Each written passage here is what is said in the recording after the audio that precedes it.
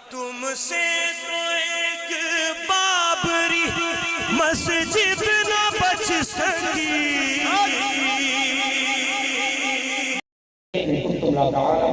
सवाल करो तो अहले इल्म से अगर तुम्हें जानकारी नहीं। सवाल फरमाइश करें, वज़ू के कितने फराइज़ हैं हज़रत बता दें। जाइए जामे तो सिद्दीक हज़रत मौलाना मुफ्ती गुलाम हैदर साहब की बारगाह में जामी अदब तय करें और अदब से पूछे हुजूर वज़ू के फराइज़ कितने हैं, वज़ू का तरीका बताएं। एक बार में अगर समझ में ना आए फसअलू ये वाहिद का सेगा नहीं बल्कि जमा का सेगा है।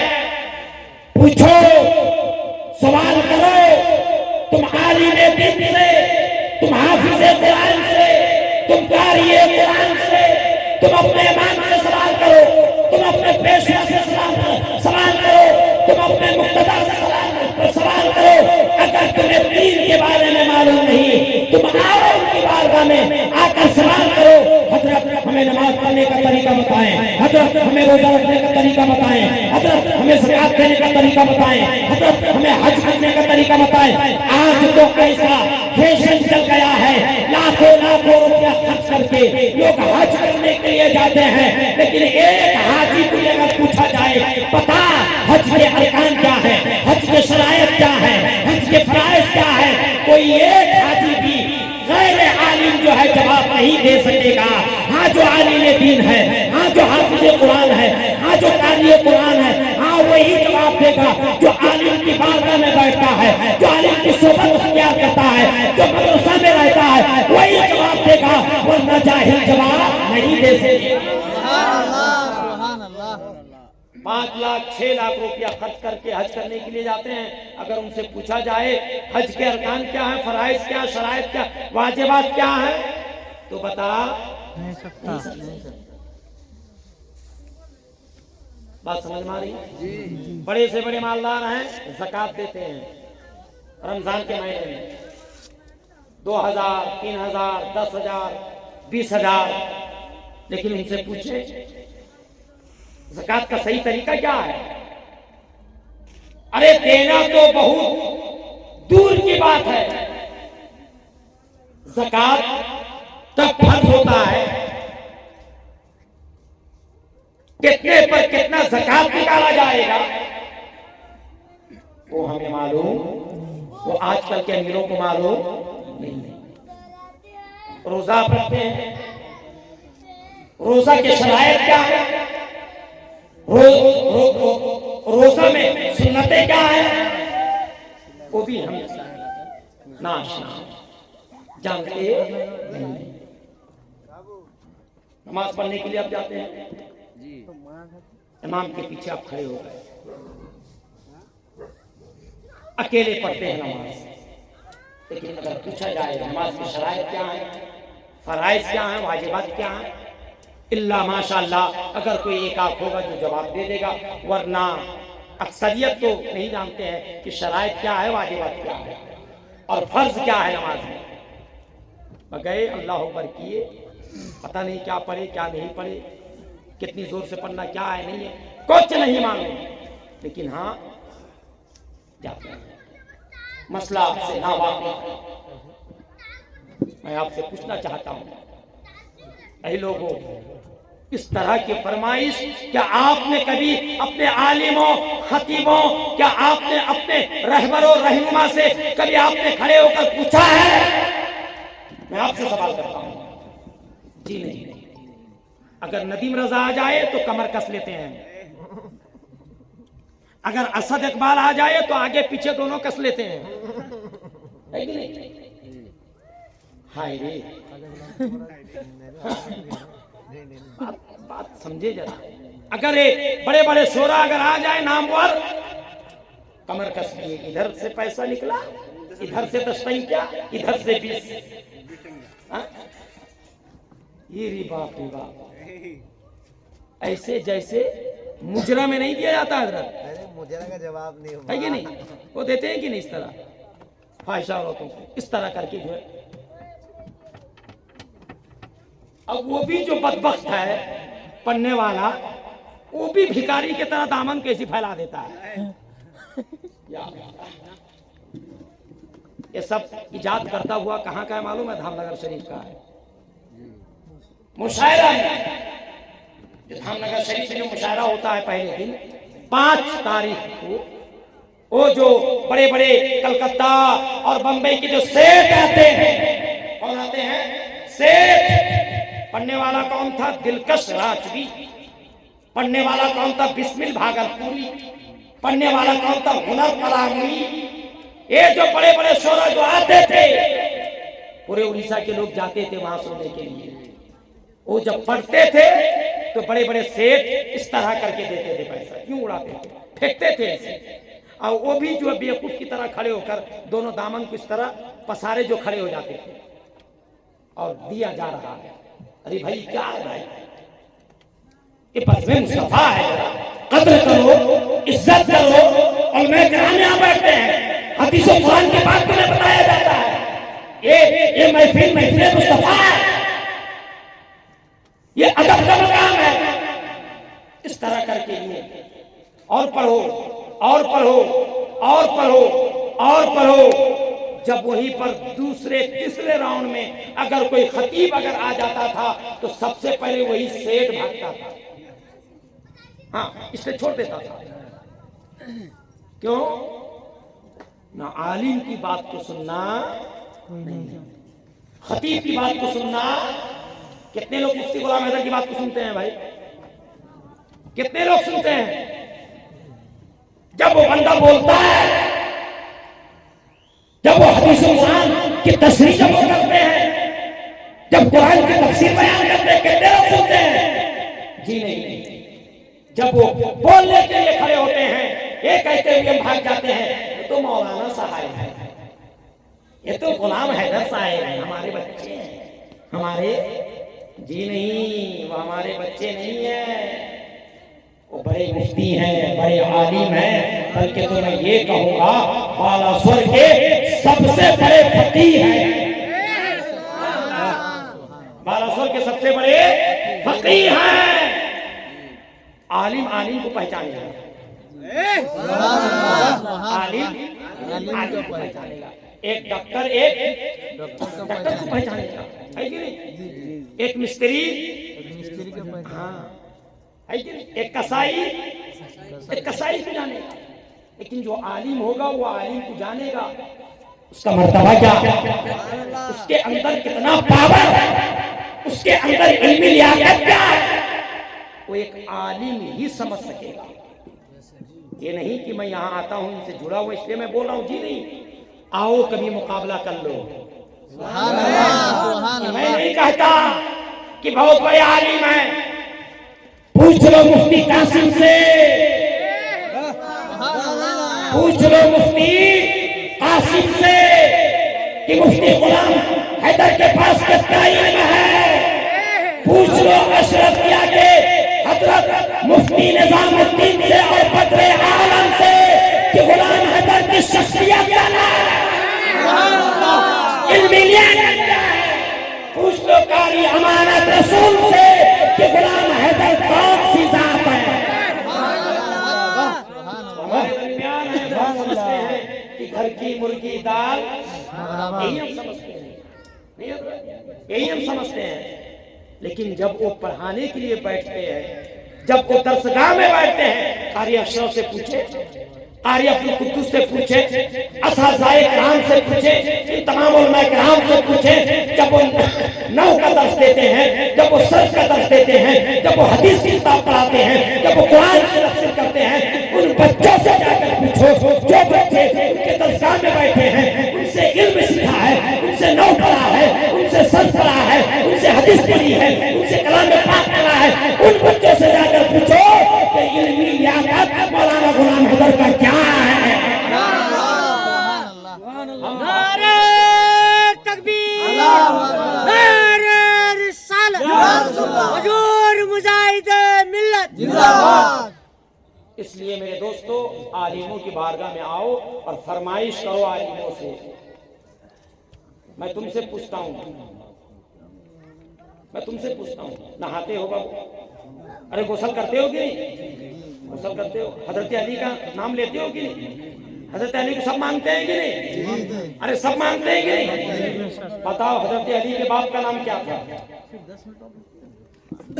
हजरत मौला अली के बाप का नाम क्या था? वालिद माजिद का नाम क्या था? और हजरत मौला अली रसूलुल्लाह के रिश्ते में क्या लगते थे?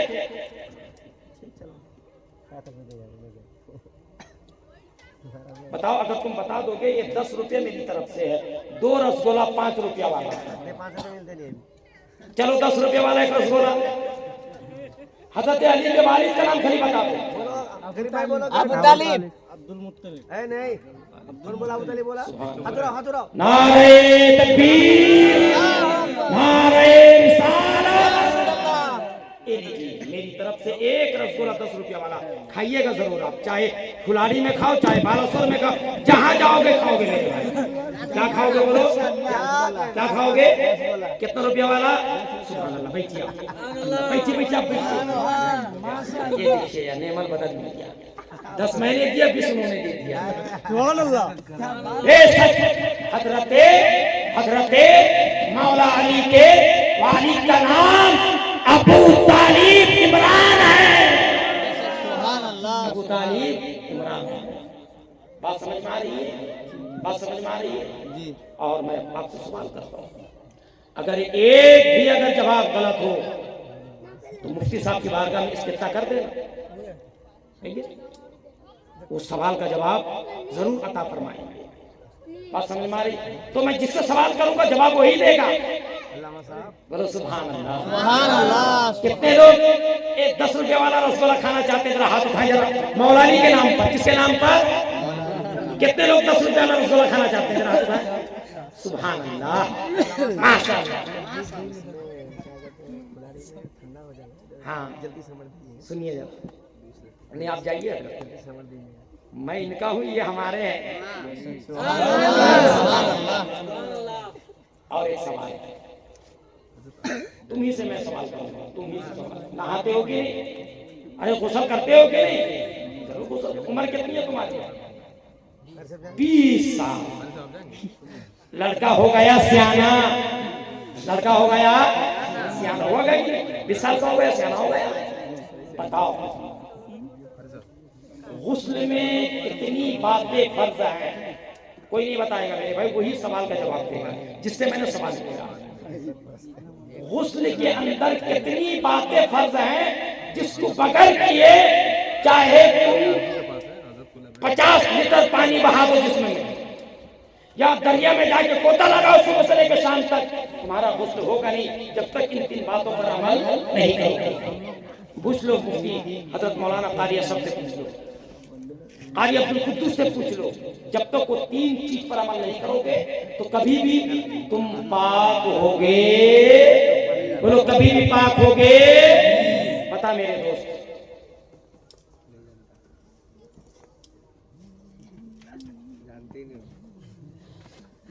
नहीं मालूम है? चलो ठीक, ना मालूम ये भी एक जवाब है, ना मालूम ये भी एक।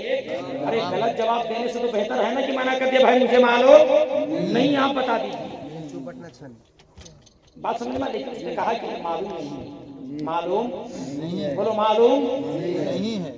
तुम में से कौन है? फिर अब ये तो हर एक से सवाल है कि कोई एक आदमी खड़ा हो जाए, खड़े होने के बाद वो मुझे बताए कि गुस्ल में कितनी बातें फर्ज है। एक आदमी कोई खड़ा हो जाए। सुभान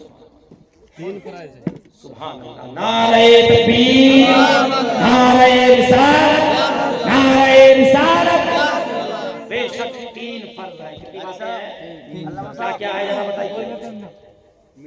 ठीक है, हाथ धोना, कुल्ली करना, नाक में पानी बहाना, पूरा कदम पे पानी बहाना।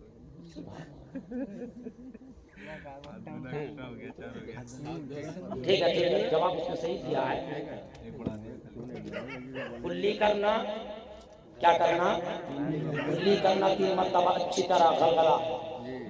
अगर दांत में कोई चीज अगर अटकी हो, पान सुपारी या गोश्त का रेशा कुछ चीज हो, उसे खलाल करके निकालना, उसे निकाल के 3 मरतबा अच्छी तरह गलगला करना ताकि हलक तक पानी पहुंच जाए, अंदर ना जाए, अंदर ना जाए।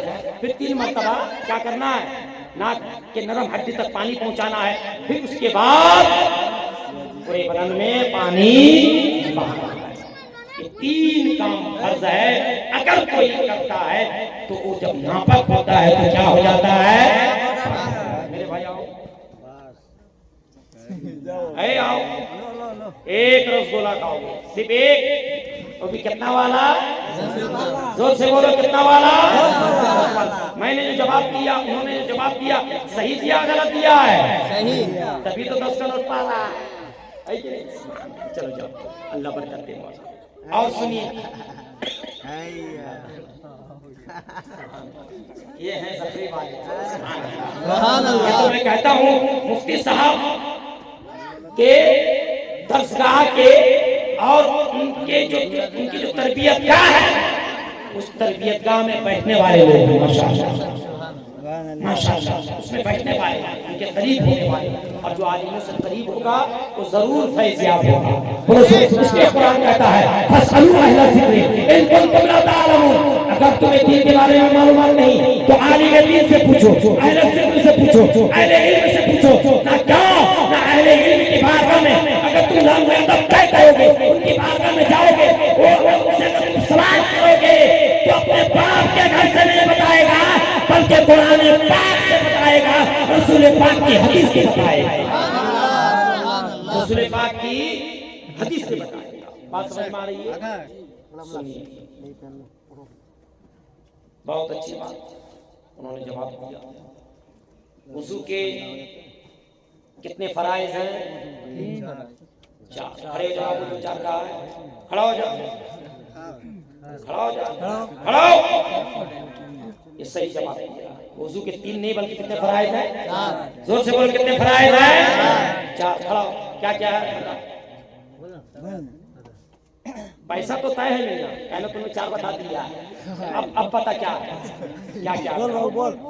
हिम्मत, ताकि भाई 10 लोगों को तो मालूमात हासिल हो जाए, 10 लोग तो जान जाए, पता क्या क्या क्या है।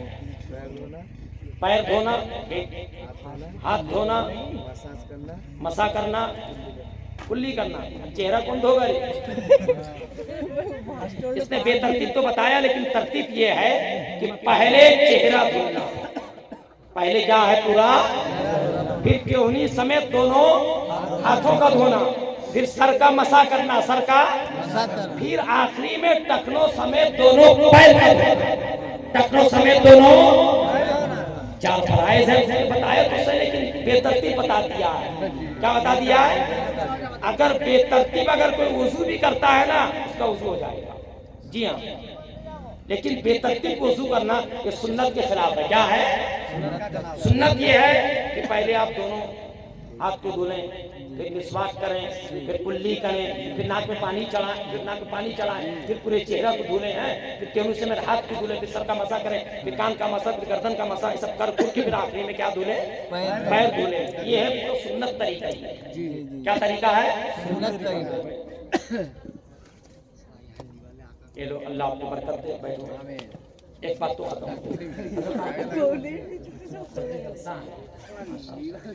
मेरे दोस्तों, मेरे बुजुर्गों का बात तो बहुत है। फिर इंशाअल्लाह कभी आना हुआ, क्योंकि सदर जलसा है और आप तो फिर जगना भी है, रात तो फिर उनको जो है सोना भी है, सुबह उनके बच्चों को पढ़ाना भी है। आखिरी बात वो ये है कि तुम अपने बच्चों को जाहिल मत रखो, जाहिल मत रखो, बच्चों को आलिम बनाओ। और आलिम बनाने के लिए अब ये जरूरी नहीं कि हम धामनगर जाएं, अब ये जरूरी नहीं कि हम अशरफिया जाएं, अब ये जरूरी नहीं कि हम कटक जाएं, अब ये जरूरी नहीं कि हम बंगाल जाएं, यूपी जाएं, झारखंड जाएं। ना क्यों? ना वहाँ जो पढ़ाई होती है जामिया सिद्दीक में भी वही, बोलो वही हस्बे ज़रूरत, जिस कदर हस्बे ज़रूरत इल्म देना चाहिए, माशाअल्लाह यहाँ इल्म दिया जाता है। लोग हिफ्ज़ भी करते हैं, बच्चे क़िरात भी पढ़ते हैं, आलिम भी पढ़ते हैं, और जो बच्चे आलिम बन जाते हैं कहाँ जाते हैं? अशरफिया। कहाँ जाते हैं? अशरफिया। साल एक बच्चा गया है जी अशरफिया ज़ेरे तालीम है यहाँ का एक स्टूडेंट, गुलाम कादिर बोल के नाम का, कादरिया का बच्चा ज़ेरे तालीम है जी। अगर पढ़ाई ना होती तो अशरफिया में दाखिला ऐसी हो जाती था? पहले परीक्षा? जी नहीं, पहले इम्तिहान, टेस्ट, टेस्ट में लाखों बच्चे बैठते हैं, लाखों बच्चे बैठते हैं। लेना 300 है, लेना 300 है। 300 में जितने बच्चे सब फेल हो जाते हैं, वही 300 बच्चे जो टेस्ट में आला दर्जे के नंबर जो रखते हैं, वही जामिया अशरफिया का दाखिला होता है। तो पता क्या चला कि जामिया सिद्दीक में बेहतर से बेहतर, आला से आला बहुत अच्छी पढ़ाई होती है, तब जाके दाखिला जामिया अशरफिया में होता है। नारे तकबीर, नारे रिसालत, मदरसा जामियातुल सिद्दीक जिंदाबाद। इसलिए तुम अपने बच्चों को आलिम दीन बनाओ, हाफिज कुरान बनाओ, कारी कुरान बनाओ। दाखिला कहाँ कराओ? जामिया मदरसा हजरत अबू बकर सिद्दीक में आप बच्चों को दाखिला कराएं। बच्चों को जाहिल ना रखें। क्यों? अब जो आने वाला जो जमाना, जो पीरियड है, बड़ा भयंकर है। जिसके हाथ में कलम है वही कामयाब है, वही